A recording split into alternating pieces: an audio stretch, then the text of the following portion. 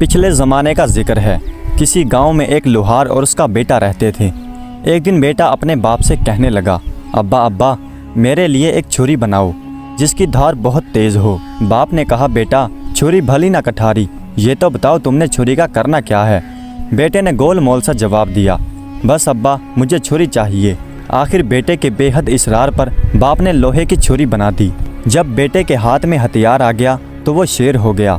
लगा बाप को डराने धमकाने कि अब्बा फौरन राजकुमार के महल में जाओ और मेरे लिए राजकुमारी का रिश्ता मांगो, अगर नहीं मांगा तो मैं ये छुरी मारकर तेरा सर तन से जुदा कर दूंगा।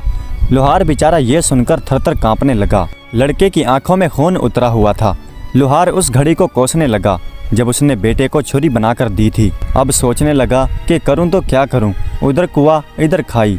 अगर राजा से रिश्ता मांगने गया तो राजा मुझे मार डालेगा और ना गया तो बेटा मुझे मार देगा। आखिर काफ़ी सोच विचार के बाद उसने फैसला किया कि यूं मरने से बेहतर वहां मरना बेहतर है। चलो राजा के पास चलता हूँ, चाहे कत्ल ही क्यों ना हो जाऊँ।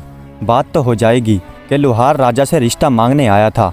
अपने बेटे के हाथों गुमनामी की मौत मरने से बेहतर है कि राजा के हाथों इज्जत से मशहूर होकर मर जाऊं। एक दिन लोहार हिम्मत करके राजा के पास पहुंचा और वहां जाकर अपने बेटे के लिए राजकुमारी का रिश्ता मांगा। ये सुनकर राजा के तन बदन में आग लग गई कि कमी होकर मेरी बेटी का रिश्ता मांगता है। दिल तो चाहा कि अभी जल्लाद को हुक्म देकर उसका सर तन से जुदा करवा दूं, लेकिन वजीर जरा समझदार था। राजा के कान में सरगोशी करते हुए कहने लगा, महाराज इसे मरवा दिया तो खाम खां हंसी मजाक होगी, लोग बात का बतंगड़ बना देंगे, हम किस किस का मुंह बंद करेंगे।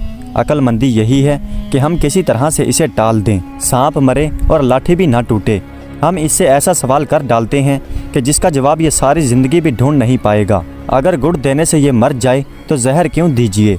उसके बाद वजीर लोहार से मुखातिब होकर बोला, मियाँ लोहार, हम राजकुमारी का रिश्ता तुम्हारे बेटे से करने के लिए तैयार हैं, लेकिन उसके लिए हमारी एक शर्त है कि तुम्हारा बेटा कोई ऐसा काम करे जो आज से पहले ना किसी ने किया हो और ना किसी ने देखा हो। लोहार शर्त सुनकर वापस लौट पड़ा और अपने जिंदा बच जाने पर खुदा का लाख शुक्र अदा किया। घर आकर उसने अपने बेटे को ये बात बताई। दोनों बाप बेटे ने गाँव छोड़ने का इरादा किया और इस शर्त को पूरा करने के लिए सफर पर रवाना हो गए। चलते चलते एक घने जंगल में पहुंचे।